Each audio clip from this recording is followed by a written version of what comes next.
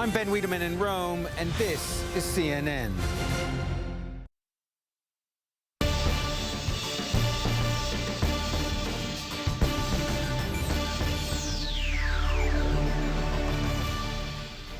Good morning. It's Friday, October the 11th. I'm Nina Dos Santos at CNN London.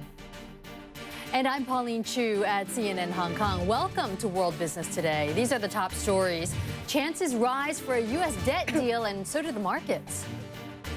But uncertainty still remains, and economic officials discuss the consequences if the U.S. does default.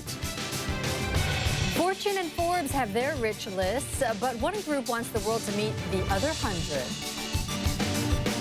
But first, let's have a look at the top news stories that we're following for you this hour here on CNN, starting out with things in Libya, where the Prime Minister Ali Zaidan is urging people to remain calm after he was abducted by gunmen on Thursday. He was held for about 8 hours and then released. Mr. Zaidan described the incident as part of an internal political disagreement. The mother of an American businessman, Kenneth Bay, is in North Korea today to visit her son. Excuse me. Bay has been in prison for some 11 months after he was convicted of plotting to overthrow the North Korean government. His health has deteriorated due to his diabetes and an enlarged heart. Bay's family is appealing to North Korea to release him from his 15-year sentence. In just under 1 hour, the Nobel Committee will award the 2013 Peace Prize. CNN will cover the announcement live from Oslo. Do stay with us for full reporting on the prize and, of course, the winner. And as we're waiting, we turn back to business news right now and how the mood has changed. Some good news out of Washington, even if it may be temporary, and we've got plenty of green arrows there on the stock markets. We'll bring you the numbers in just a moment. It's all down to some positive movement over the U.S. debt ceiling. House Republicans headed to the White House with an offer to raise the debt ceiling for a limited period. And later today, it's the turn of Senate Republicans. There's no firm agreement just yet, but as Brianna Keeler reports, things do look promising. Finally, they're talking. House Democrats met the president at the White House last night. We just had a very positive meeting with the President of the United States. President Obama's message, he's open to a short-term deal to increase the debt ceiling for 6 weeks, according to a lawmaker in the meeting. Republicans are warming to the idea of a shorter deal, followed by negotiations with the president on reducing the debt and deficit. House Budget Committee Chairman Paul Ryan penned an op-ed in the Wall Street Journal that did not even mention GOP demands to delay or defund Obamacare. But Tea Party-backed Republicans still want that fight after a brief debt ceiling increase and are arguing against ending the government shutdown. I would do a debt ceiling increase for 6 weeks so the president can actually negotiate with John Boehner, and I would keep fighting on the continuing resolution and Obamacare. In interviews with local news stations, President Obama was asked to explain his own vote against raising the debt ceiling in 2006. I voted against a debt ceiling increase at the time because I had some concerns about what President Bush was doing. Specifically, the Bush tax cuts, and he argued it's okay for certain Republicans to protest policies with a no vote, but he said there must be a vote. There should never be a proposition where the Speaker of the House is not willing to put those votes to the floor right now. Congress isn't faring well in this budget fight. A new Gallup poll shows Republicans with a 28% favorable rate, down 10 points since last month, the lowest for any party since 1992. Democrats slid 4 points to 43%. Brianna Keeler, CNN, Washington. Well, signs of progress in Washington are managing to boost European stock markets for a second day. It's a major theme on the markets, as you'd expect right now. But, of course, while there's still no actual deal in place, the risk remains of a default, and that's what investors continue to worry about. So, as you can see, some of these gains nowhere near as pronounced as in yesterday's session. We've even got the CAC 40 over in Paris, which seems to be teetering a little bit towards the flatline pulling. Well, Nina, we had much more dramatic gains here in the Asia-Pacific region as the main markets all jumped by more than 1%. And as a whole, the Asian shares are at a 3-week high at the moment. Sydney and Shanghai led the gains today, but dangers do still lurk, even though you see this optimism here. For example, something interesting happened out of Hong Kong yesterday. The Hong Kong Stock Exchange says it is taking precautionary measures. It cut the value of U.S. Treasury bills that it will accept as collateral. Now, this means that traders will have to put up more collateral to cover their positions. So, Nina, the message is that Hong Kong is nervous still about the ability of the U.S. to honor its debt. Yeah, raising the collateral requirements there is just one sign. And of course, China has around about 60% of its $3.5 trillion worth of foreign reserves in dollar holdings. So, of course, they're worried too. Now, the question is, how's this affecting stock markets? Well, on Thursday, as you can see, they did soar in that session. Washington didn't even need to finalize a debt ceiling deal to convince investors that it was a good reason to buy again. The Dow Jones Industrial Average up around about 2.2%, recording its best day of the year so far. It joined the S&P 500 and the Nasdaq in its rise of more than 2%. And most of the gains came in the afternoon part of the session as Republicans, as we were saying before, put that deal on the table, offering a proposal to raise the debt ceiling, albeit temporarily, while keeping the government partially shut down for the moment. So it does solve perhaps at least one impasse if we do get an agreement on this proposal, but it doesn't solve the fact that the government is still shut down in America. And also, Nina, there's still no guarantee of a deal, even though we see the markets rallying. And if the past few weeks is anything to go by, it'll take some serious negotiating. We've seen plenty of finger-pointing and name-calling, but very little agreement. As Tom Foreman explains, even the definition of a default is contentious. Part of the confusion is how default, this word, is being used differently by Democrats and Republicans. So let's open up the federal checkbook and put it over here in the calendar and see what's what. October 17th, on or around this date, is when the Treasury Department says they'll run out of wiggle room, ways in which they can move money around to avoid borrowing more, and they will have no authority to borrow more, so it becomes a red letter day. On that day, they'll have $30 billion, more or less, and whatever new revenue comes in to pay everything, the interest on debt, Social Security, veterans benefits, food stamps, everything else the government spends money on.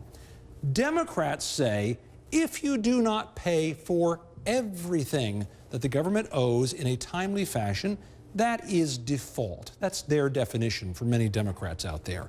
Some Republicans, though, say, no, that's not the case. Interest is all that matters. If you pay this, the rest of this can fall a little bit behind. Their comparison would be, if this were the mortgage on the house, you have to pay that on time, but the water bill, the gas bill, the electrical bill, maybe they can be a little bit later. These, by the way, are all commitments the government has already made. This isn't new spending. This is things the government said they would pay for. So if you look at those two different interpretations, you may say, does it really matter? Does that move the date at which we are in real trouble further down? It certainly makes the date uncertain, depending on which definition you use, but this does not seem to be uncertain. Many economic analysts and the Treasury Secretary say, even if you get very close to a default according to Hoyle, government assistance will be drying up for people. There will be less money in those checks for all those people out there, and this is tens of millions of people, huge difference out there. And because of that, you can see the stock market falling because all those consumers are having a hard time. That means businesses are having a hard time. And again, it comes back to the question of loans being hard to come by. If the U.S. economy gets that shaky and in that much trouble, it could be that people who loan money to the government simply demand a much higher interest rate to do so. It becomes more costly for everyone. So that's Tom Foreman reporting and explaining where we go from here. Well, there's plenty for US investors to worry about at the moment. The shutdown, the showdown surrounding that, as well as the debt deadline, right up there in the forefront of people's minds. And add to the mix, we've got third quarter earnings coming out as well. According to the financial research firm FactSet, 90 of the S&P 500 members have actually lowered their forecasts. That's the most since the company started keeping records around about 7 years ago. Well, we asked trader Alan Valdez how much earnings growth he expects to see and whether it tallies with this kind of prediction. Earnings are going to come in probably a lot lighter than we expected. We're looking for S&P earnings to be about 3%. Now, that might sound good, but in January, we were looking for those earnings to be 9.8%. So they've been getting weaker as the quarters went on, but this third quarter will probably be the weakest out of them all so far this year. If the S&Ps are looking at 3%, the financials will probably be 2.7 to maybe 3%. They were the big powerhouse drivers the last few quarters, but now it looks like they're going to be the big drag on the S&P. And remember, they're 25% of the S&P, all the financials. So I think they're going to be the biggest drag in this third quarter. As Alan Valdez, they're a trader talking about what we can expect. Well, two of those financials he was referring to, JP Morgan as well as Wells Fargo, post their quarterly figures in just a few hours from now, and they're both due out before the opening bell. We'll bring you the numbers in the later edition of World Business Today, and of course, how they're affecting the markets, Pauline. And coming up after the break, Nina, from Wall Street to Washington, some of the world's top economists and policymakers share their thoughts on the threat of a U.S. debt default. We'll be right back.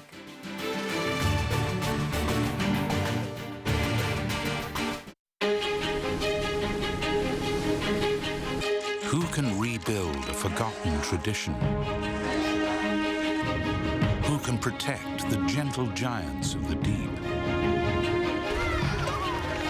Who can keep new hearts beating?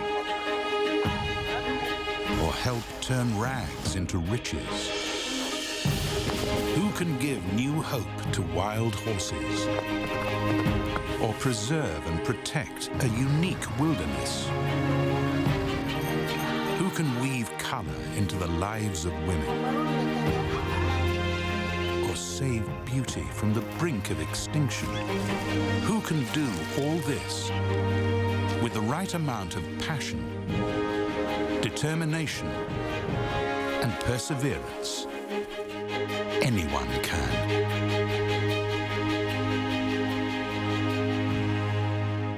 It's a new dawn in Africa, and our enormous potential and opportunities have been harnessed by one bank. UBA, United Bank for Africa, stands strong as the bank of choice for Africans and Africa-related businesses, uniting African people and businesses with the world.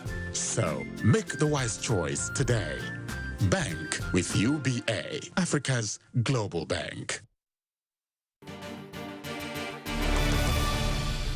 Welcome back to World Business Today, live from Hong Kong and London. The possibility of a U.S. default was on everyone's mind at the IMF meeting in Washington.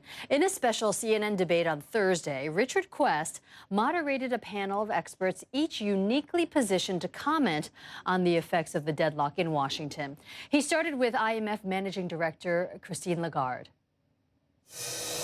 It will have financial consequences that will apply not just to this country, but across the globe, given the strong interconnectedness between the various economies, not to mention the very basic practicalities of how to deal with technical default, impaired, non-impaired securities, given the very, very deep penetration of treasury bonds from the United States in all portfolios around the globe. Jason Furman, you don't believe that there will be a default, do you? I don't believe that there's any reason. I think cooler heads, you're already starting to see that today. The cooler heads coming out, putting ideas on the table, both sides agreeing that default would have all of the consequences that Christine just described. But if we get, as it's reported, a 6-week reprieve, I'm going to use a horrible analogy. We've just kicked the can further down the road, haven't we?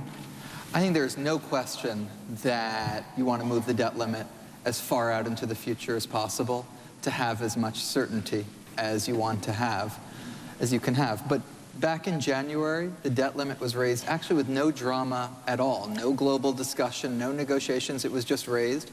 This time, there's obviously been a certain amount of drama, but if it was raised without a negotiation, you're starting to establish a new paradigm that you're not negotiating, you're not discussing, you're not taking ransom, you're raising it so you can go on to all the other important things we need to do in our economy. The IMF obviously would welcome a 6-week reprieve from this sword over the global markets and the global economy, but it won't be enough, though, Christine. The longer it is, the better, because the more uncertainty there is, the more trepidation there will be in the market, and the more uncertain people will be. So as much as 6 to 8 weeks is very welcome, for the global economy, much longer would be a lot better. The Deputy Governor, you've got nearly $2 trillion worth of his bonds. Are you worried? And if you're not, maybe you should be. The market doesn't like uncertainty, and we watch this drama very closely. I hope what Jason said is true.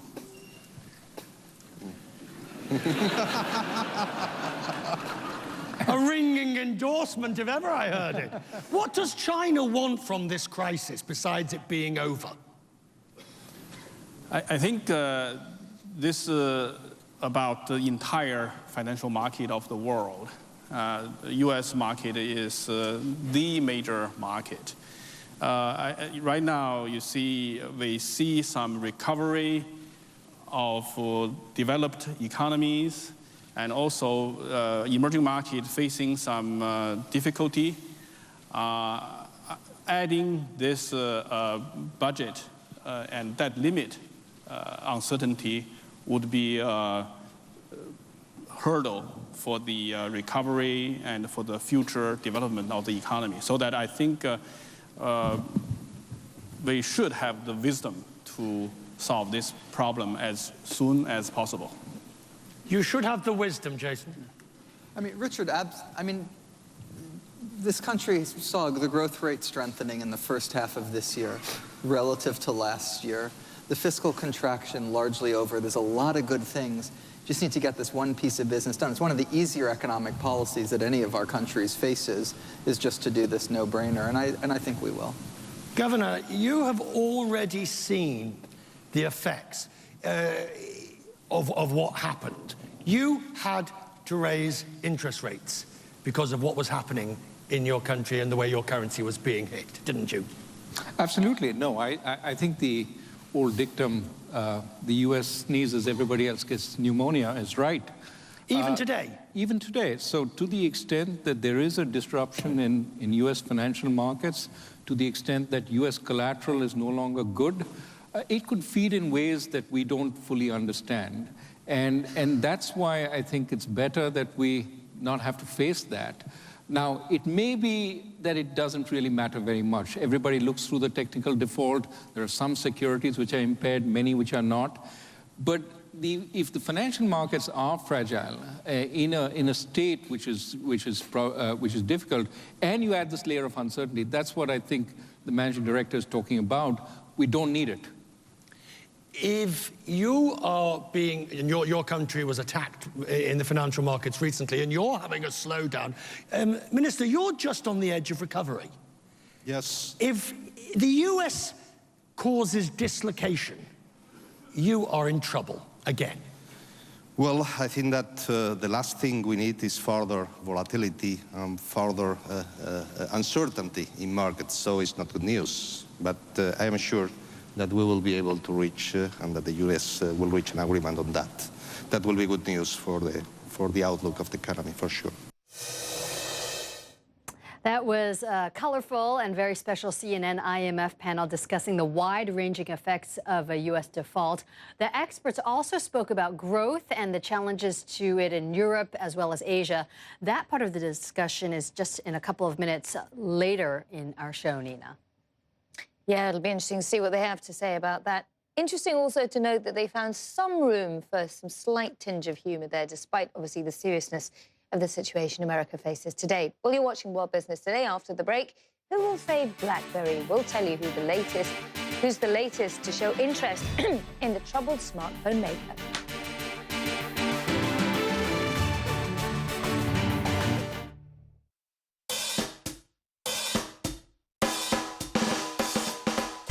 We went to the beach. He held my hand for the first time. I forgot my wallet, but my brother sent me money. I pretended not to notice. He made me dance in front of everybody. And just when she thought I'd never do it, I did it. Of course, I said yes. We moved in together to start our new life. Soon, we had a little one on the way. And we were the proudest parents. With the most adorable baby. Our days were full of dancing. Even when the airtime demands began. The children kept discovering the world.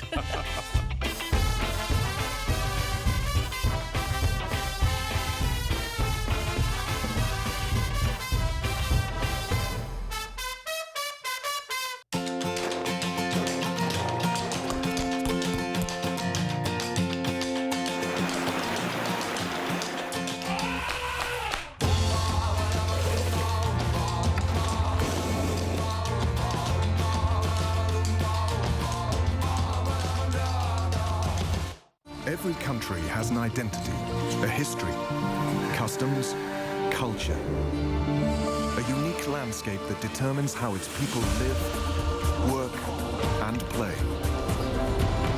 Now get an insider's look at some of the world's most incredible places with CNN's On the Road. This week, from homegrown architecture to high-flying photography, explore Indonesia.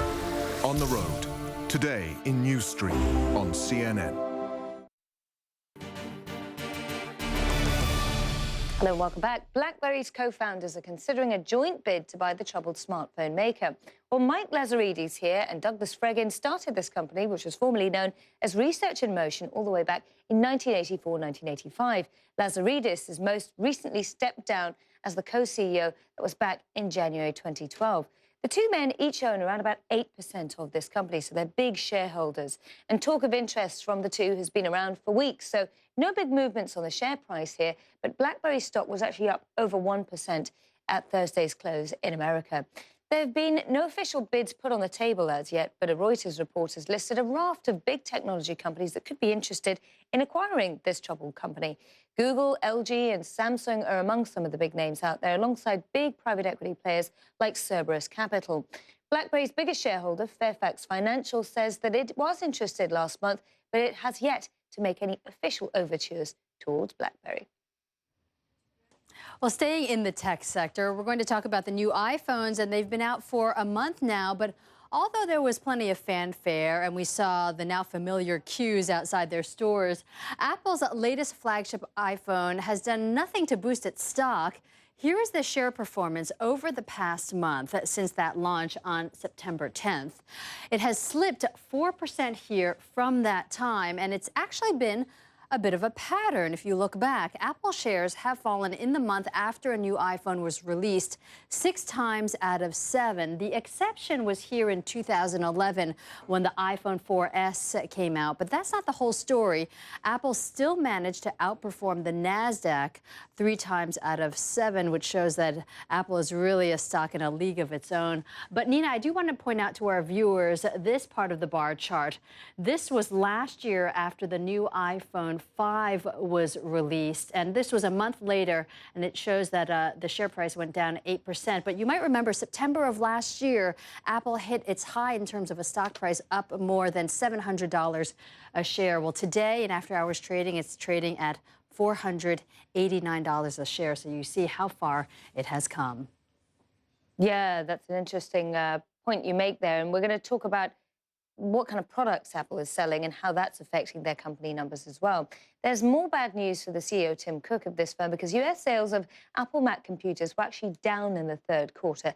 This is according to the market researcher Gartner, even as the American PC market managed to expand by around about 3.5%.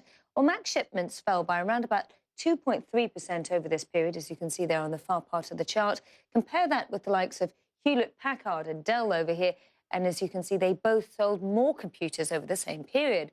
Apple was the only one of the top 5 PC sellers to actually see a fall in the number of goods that it was selling. This is all again based on Gartner's own estimates. Apple reports its official numbers later on this month. Speaking of Gartner, though, and going back to the issue of BlackBerry, I might point out that Gartner is also a firm, Pauline, that just said less than 3 weeks ago people should stop buying BlackBerries because the firm won't be around in a year or two's time.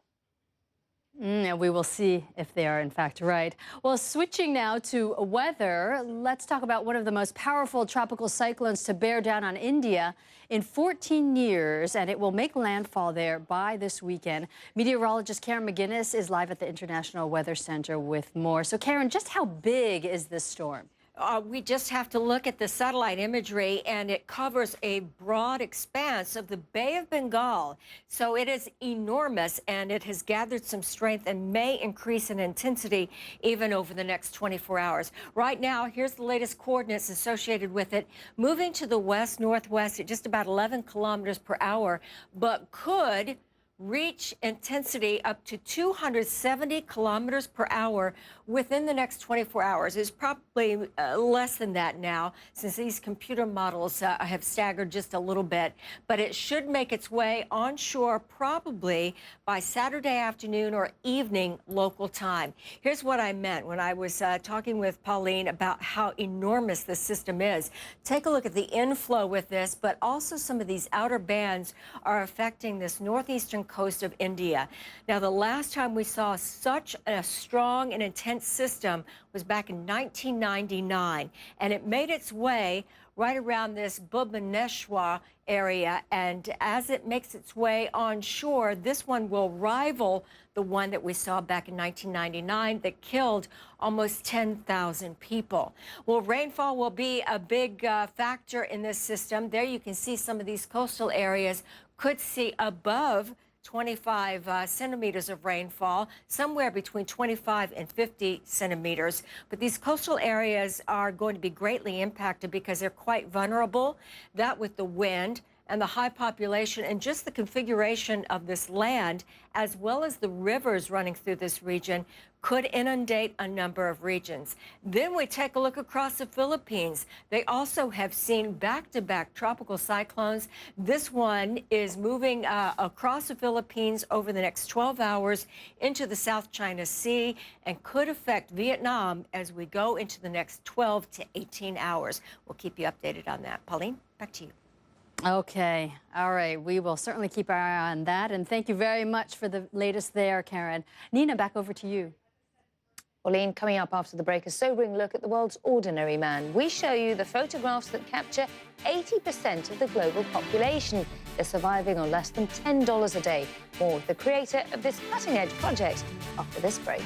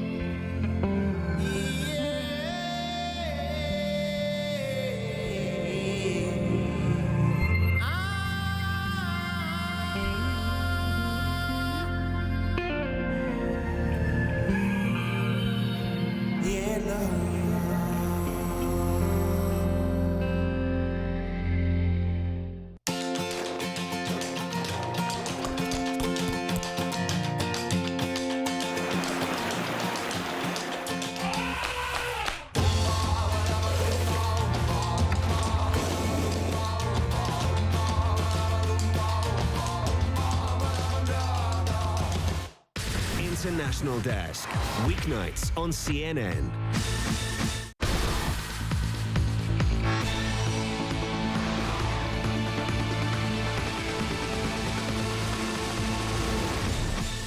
CNN original series Anthony Bourdain Parts Unknown, Copenhagen. Denmark is like the happiest place on earth. Go on a culinary adventure through one of the best restaurants in the world. Pushing you to rethink what's edible. It's like I've never tasted a green vegetable that good. Where it comes from. Let's grab a bunch of these for lunch, no? And how it reflects the Danish landscape and culture. Cheers. Anthony Bourdain Parts Unknown, Copenhagen, only on CNN. These are the wrecks of just some of the vessels that have brought thousands of immigrants here to Lampedusa. This is taking you to the heart of the story. You can see Some of the refugees have left items of clothing, a pair of jeans here. You get a sense that if you imagine hundreds of people crammed onto this ship, just how desperate those making that dangerous journey from North Africa to here must be. This is CNN. I'm Becky Anderson in London, and this is CNN.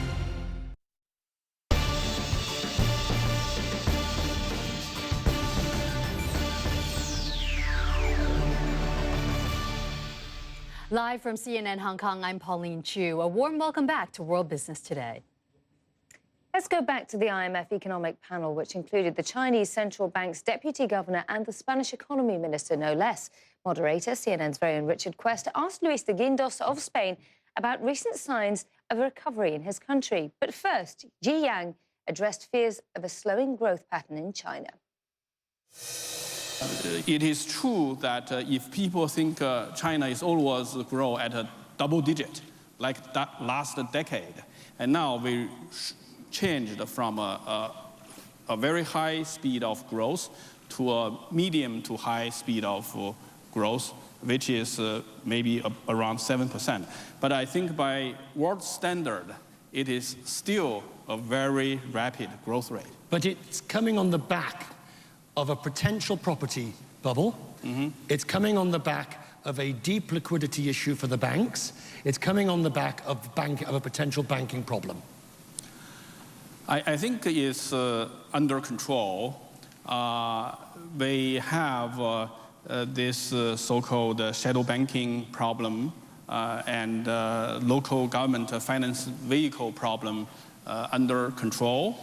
I think that if you look at the property price, it is a little bit high, but I think the trend is on converging. Together with the correct monetary policy and the fiscal policy, I would say that it would be a converging process. After 6 quarters of negative growth, hallelujah, the Eurozone is finally growing again. But we shouldn't put the bunting out just yet, should we, Minister? Well, I think that there is an important modification of the perception about the situation of the Eurozone. As Christine has said 1 year ago, the sick man of the world economy was Europe and the Eurozone. And the main source of preoccupation about the future and the potential implications for the world economy came from Europe. And I think that this has been modified, and I think that is an important element to take into consideration. But talking about Spain now, and if we look at Spain, I mean, you're out of recession. Can you confirm you're out of recession? Yes, I can confirm. From the technical recession, not from the crisis. Because a country with a 25% unemployment rate is not out of the crisis. But, technically, we have left the recession behind us. And does the Spanish government now have in a position to shift marginally away from austerity? Do you feel that you can now move to some more pro-growth strategies? Well, I think that this approach of trying to put at odds fiscal consolidation with growth is a little bit misleading, if you allow me to say. I think that Spain, a country like Spain, has to reduce the public deficit. There is no alternative, but it has to be done at a proper and correct pace. Well, later tonight on Quest Means Business, they'll have, live from Washington, conversations with finance ministers from Sweden, France and also Russia. Hear what they have to say to our Richard Quest about the potential crisis of the US debt ceiling and ongoing barriers to growth. That's at 9 p.m. in London. Well, one man has collected a rare set of images that puts the human face on a population indirectly affected by those top-level economic talks. Organizer Chandra Nair says he wants to tell the story of the ordinary man and woman, the other 100, he calls them. And the other 100 has just launched its exhibition right here in Hong Kong. And we have some of the images for you. This first one is from Shanghai, far from the iconic cityscape of Shanghai. The outlying districts here paint a different portrait of life in the metropolis. Here in this photo, you see a family of 3 sleeping side by side on a bed there, packed together under a mosquito net. And next is a photo from the Maldives. A migrant worker from Bangladesh walks through one of the lagoons that's been turned into a garbage landfill. And these images offer an intimate look at the world's majority, the 80% who survive on less than $10 a day. And we have the creator of the Other 100 project right here with us in our studio. Chandran Nair is also the founder and the CEO of the Global Institute for Tomorrow, or GIFT, which is a Pan-Asian think tank based here in Hong Kong. Chandran, thank you very much for being with us. These images are very, very powerful. You say they're not images of the top 100 or the bottom 100, but the people in between. What exactly is your message when people look at these images? I think the message is many-layered, but in its simplest form, I think it's a reaction to the endless list of the richest, the strongest, the most beautiful. If there's a ridiculous idea, that's the one. You know, the biggest this and biggest that. And I think looking at the idea of the richest 100, and this is not anti-rich sort of narrative. The question one would ask is, well, what's the end of the spectrum? It would be the poorest, wouldn't it? But how would you find them? Where would you find them? What measure would you use to identify the poorest? So in a way, in a tongue-in-cheek manner, I'm trying to ask people to think about the world in a different way, perhaps more positively, but also challenge much of the stereotypes. And to say that actually most of the world live a very normal life. Most people don't get up in the morning aspiring to be a billionaire. And to also suggest that not being rich is okay, because most of us are not rich, will never be rich. And to suggest that all of us should aspire to be billionaires is to essentially suggest a lie. Do you agree with the argument that still everyone is affected by their own economy and also the global economy? And when we look at issues in the news right now, like the debt ceiling going on in the U.S., and also we heard from Christine Lagarde there and finance officials from several different countries that are struggling, the message from all of these leaders is, this is a very fragile economy.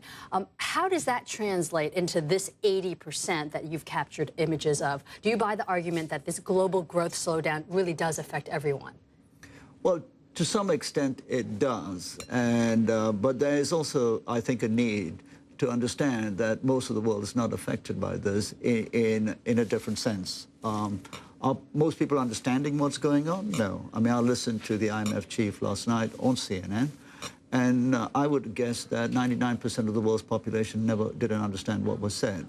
So on one level, whilst it's important, what I'm trying to suggest is the other 100 are not affected by the machinations of the global financial architecture, the finical nature of investors, nor the sort of global geopolitics that influences the financial architecture of the world. They get on with their lives. But some of these people are affected, like when you talk about the furloughed workers in the U.S. Of course. Hundreds of thousands of people who feel the effects of the economy slowing down, and when the government shuts down, that has that ripple effect. One of the things you've talked about is something you called consumptionomics. And you say in Asia, Asian economies really need to move away from that model that we see in the West. But that's exactly what Beijing is trying to do right now, as it's making that pivot away from an export-led economy to a consumption economy. So are you saying that they've got the model wrong? Well, first to the point about the U.S. government workers, etc. I mean, they've been let down by their employer. And anyone's let down by their employer has a reason to feel grieved, etc. My point about the 3 images from the U.S., that those people are not affected by this, and people can go and look at those images. Coming to your point, my basic contention is that the idea that 5-6 billion Asians in 2050 can aspire or should aspire to live like the average American or European is a lie. And I would argue, and I've argued very strongly, that the global economy, and in Asia, where the growth is seen to be where the future will lie, we're subservient to the narrative and the economic model of the Western world, which was shaped during the last century. Of course, China, India, all of these countries took that model. There were no other models. I would slightly beg to differ that the Chinese don't understand what's going on. So what should the model be if it's not based on growth and consumption? Well, it clearly needs to be, how do we define prosperity? If prosperity is that everyone can own a car and it's a human right, then you and I who live in Asia will know that we need more cars in Asian cities like I need a hole in my head. Okay? So how do we... Traffic is awful. Well, this is not just traffic, the externalities, the cost of car ownership. So what I'm arguing for is first to define what does prosperity look like and what are the mechanisms for delivering it. The current mechanism for delivering it is that designed in the West, which is you try and create a big pie, hopefully you make some people rich, it'll trickle down. Let me ask you this. Trickle down doesn't work anymore, we all know this. Would you say an ideal model is, say, the Scandinavian model, where maybe you pay a lot of taxes, but a lot of things are taken care of, social services, health care, and quality of life is good, benefits are good, and generally, when you take these surveys of who are the happiest people in the world, Scandinavia. I mean, there is a Scandinavian model, but there are other models in Asia which have also been slightly sort of discarded in terms of traditions, etc. And we should not, you know, diminish the fact that extremely important value systems, traditions, customs are being sort of destroyed in the blink of an eye. So there are many models in Asia too. My general premise is, though, that we need a strong state, and which sounds anathema to the sort of liberal narrative. But my view is in a crowded Asia, without strong rules and limited resources, that will scramble to the bottom of the, you know, the pit. So we need to look at things very differently and redefine prosperity. Chandran Nair, a fascinating discussion and really powerful images. Chandran is the mind behind The Other 100. And Nina, this photo exhibit started here in Hong Kong, but it's also moving to New York and also Berlin and making its way around the world. Yeah, just years after the Occupy Wall Street movement, it just goes to show this message is extremely powerful, and it's great to see somebody highlighting it.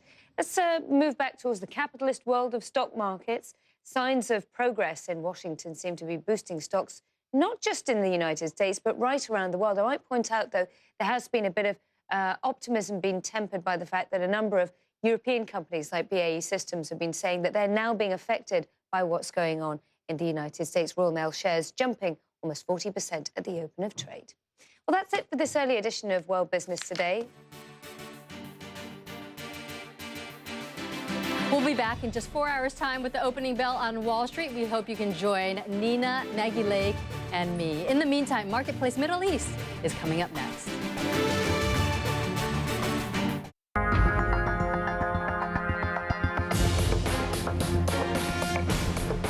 Living Golf Minute in time with Rolex.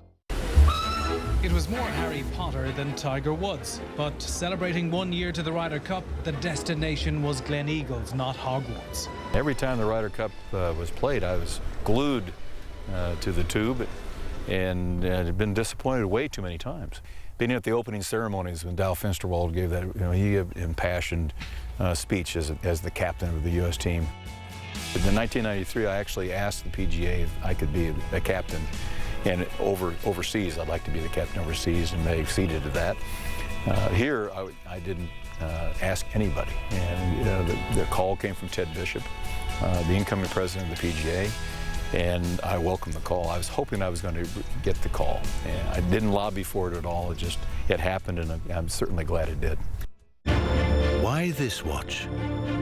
This watch is a witness to age defied, records broken, marathons won, and giant leaps taken. It's seen glimpses of heaven, miracle comebacks, and risk rewarded. It doesn't just tell time, it tells history.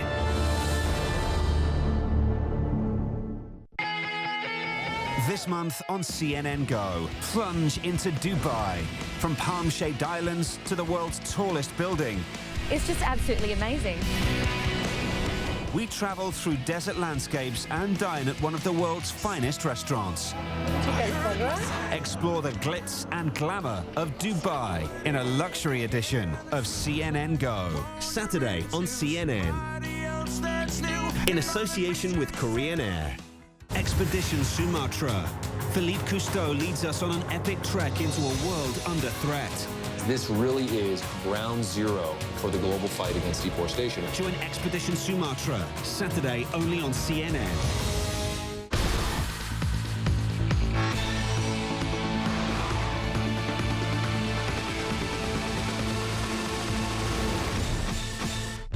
I'm Pauline Chu in Hong Kong, and this is CNN.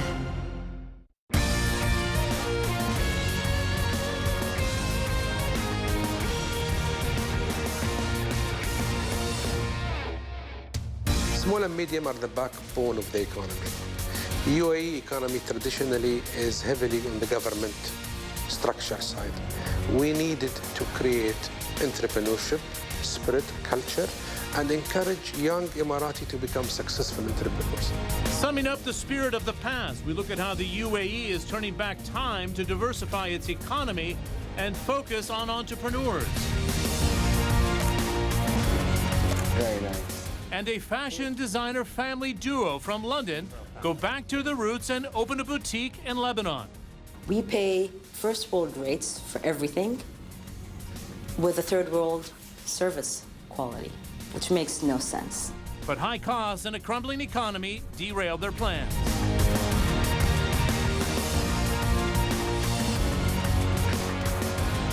We're in the souk at Central Market, which, as you can see, has been modernized in the last few years. In the same spirit, the UAE is trying to do the same with its economy. Usually, small and medium-sized enterprises are the lifeblood of a country for both job creation and innovation. But that's been harder to deliver in the Middle East. Some are now taking a more innovative approach. The entrepreneurial spirit runs deep here in the UAE. It was there amongst the Bedouin traders of its vast deserts and the pearl fishermen along its coastline. For centuries, Emiratis built family trading groups, active street markets, and relied upon their enterprise to create wealth and opportunity. Yet the rapid economic expansion ushered in by the discovery of oil changed things. Since the birth of the state back in 1971, the UAE has been transformed, and so has its people. Today, government agencies and state-run companies like the oil giant ADNOC dominate the economy. According to the UAE Ministry of Labor, about 90% of Emiratis in the workforce are employed by their government in some form or another. The UAE does have nearly 200,000 entrepreneurs, according to Dubai's Department of Economic Development, but the government says not enough of them are Emirati nationals. Immigrants and non-nationals drive the UAE's private sector. The UAE government says there should be more opportunities, and it has identified that it alone cannot be relied upon to provide them for its growing population. So officials designated 2013 the year of Emiratization and embarked on a major push to get more nationals working for themselves or in the private sector. It has launched a range of initiatives to encourage the private sector to employ more nationals, created workshops and employment fairs to bring private sector job opportunities. It also offers a range of financial incentives for them to set up their own businesses. They say to change the current reliance on government job creation will take time. It requires a change in the mindset of young Emiratis and a reconnection to an entrepreneurial spirit, the roots of which run deep here in the UAE. That business spirit was on display this week in Abu Dhabi. The Entrepreneurship Forum brought together local startups and global players like the co-founder of YouTube, Chad Hurley, to discuss the challenges of setting up a business. The biggest challenge, of course, is understanding what are you getting into. Now, everyone tells you, set up a business, you're going to be rich the next day. Set up a business, this is the market. But then there's so many risks that you don't know about, and a lot of the times you were never taught that. Well, my biggest challenge as an Emirati entrepreneur to enter in a business which has to do with testing services was how to really compete with the pre-existing companies, international companies, which they are doing this for a long time. My biggest challenge is to get my products to the market. So it's not easy. There is a lot of competitive in this kind of business. My biggest challenge was doing time management, which is doing the business plan while studying in university. Another challenge is that once you set up the company, then you have to make sure that you are keeping up with the rest of the competitors in the market. So there is no really time for relaxation, but to keep working and working hard. The Khalifa Fund was set up 6 years ago to help budding entrepreneurs in the UAE turn their business ideas into reality. The fund offers grants, mentorship, and technical advice to Emirati nationals. Since 2007, the Khalifa Fund has supported over 450 companies to the tune of over $120 million. The fund is headed by Hussein Al-Nawais, a man steeped in the tradition of entrepreneurship. I come from a family of business. Myself, I am a businessman, and it's fun, it's passionate. I'm passionate about it. And one of the greatest things I feel about Khalifa Fund, when I see a young man or woman with the spark in their eyes that they want to become a successful businessman, we encourage them, we train them, we develop them, we try to maximize their passion. I always tell them, if you want to be successful, be in love with what you do. But after this wealth creation over the last 40 years, this next generation seems to be quite comfortable working in government. It creates 90% of the jobs. How do you change the mentality, which is crucial? That's true. Traditionally, young entrepreneurs' first choice of employment are government. But then again, the government have only limited capacity of employing these young men and women. So that we need to create new venues, new opportunities for them. Hence is the creation of Khalifa Fund. This is part of a bigger strategy of Emiratization to get nationals working. We see this in Saudi Arabia, we see this in Qatar. What's the success rate of Emiratization, would you suggest so far? You have to worry about not pushing expats out of the economy at the same time. How do you balance that out? It is a challenging balance because on one hand, you need to create jobs for your own people. On the other hand, you need the skills and the experience of the expats. So in my philosophy, in the organization I'm responsible for, I've always did the shadow. We have a young Emirati shadowing and experienced expatriates for a period of time, learning from them. Khalifa Fund, on the other hand, from funding point of view, it creates opportunities for Emiratis because we only support an Emirati nationals for funding. So that is another way of creating job opportunities. Hussein Al-Nawais on supporting entrepreneurs here in the UAE. Well, Lebanon, of course, is no stranger to business and fashion for that matter. When we come back, we profile a sibling duo who have had to alter their strategy for boutiques in the region because of the situation in Lebanon and neighboring Syria. When Marketplace Middle East continues.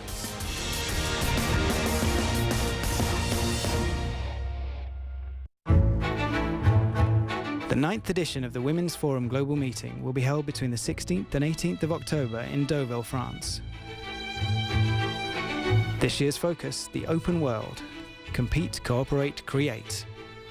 The 3-day event gathers 1,300 participants from 80 countries around the world, composed of remarkable men and women who are involved in politics, business, civil society, and academia.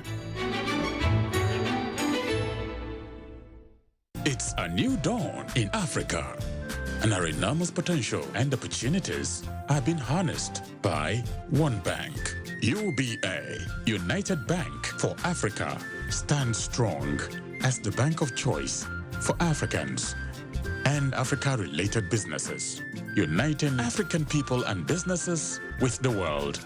So, make the wise choice today. Bank with UBA, Africa's global bank.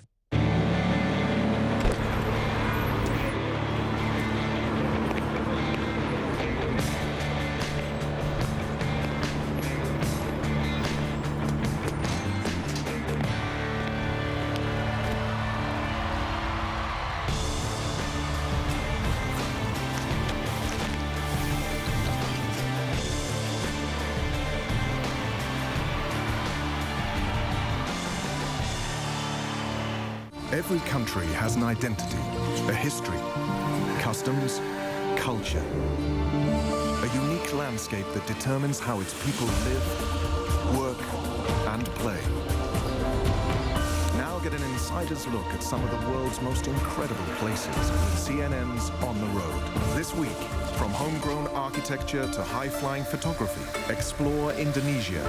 On the Road, today in News Stream on CNN.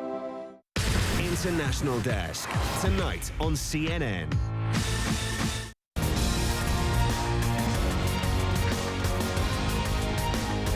The relative calm of this souk in Abu Dhabi seems a million miles away from the situation in Lebanon, where violence and instability seems to be the norm because of the situation in neighboring Syria. And it's costing the economy dearly. According to the World Bank, some $1.5 billion in GDP between 2012 and next year. A fashion duo had designs on expansion closer to home, but that reality has changed dramatically, as Mohammed Jamjoon reports. A bit more towards me. No, the other way. More? Yeah. Let's face it, couture will always be more fun to talk about than conflict.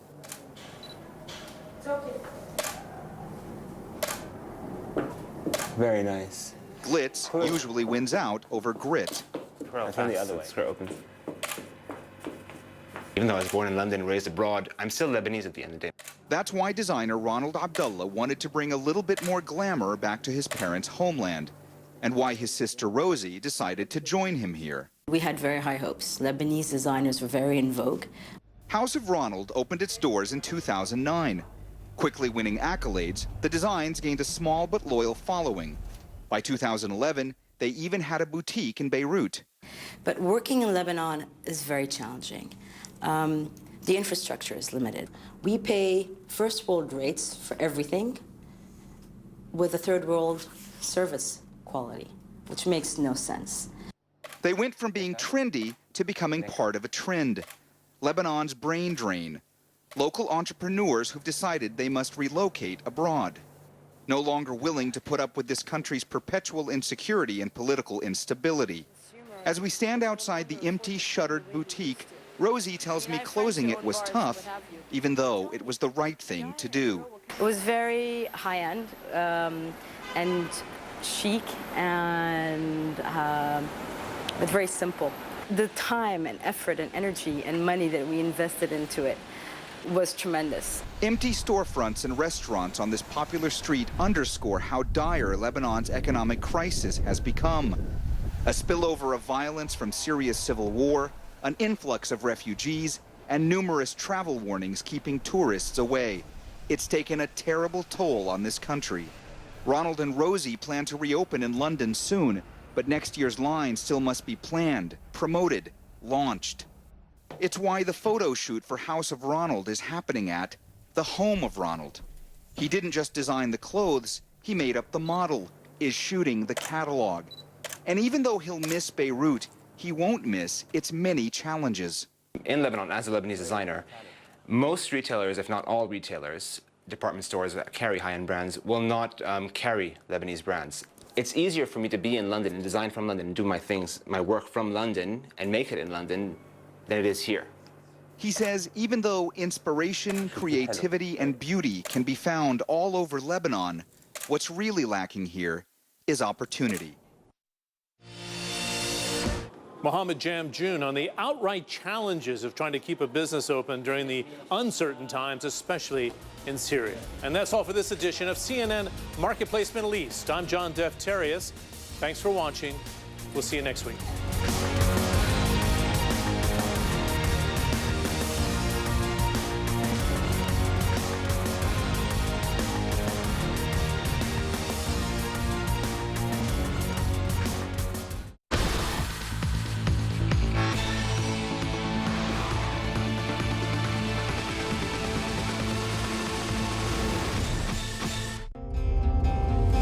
This is one of the most prominent features of the African continent, the Sahara Desert. I've come to a place on the edge of the Sahara, which for centuries has been described as an oasis.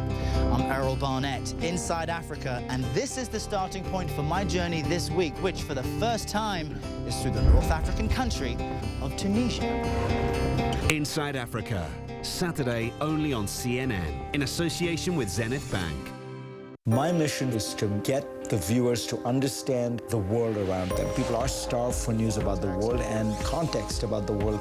The show is able to appeal to people at every level. Fareed Zakaria GPS, Sunday on CNN. The Taliban tried to kill her for going to school. They only made her stronger. Her name is Malala, and she talks to CNN's Christiane Amanpour. Her story, her future, her dreams. The bravest girl in the world. Monday on CNN. I'm Nina Dos Santos in London, and this is CNN.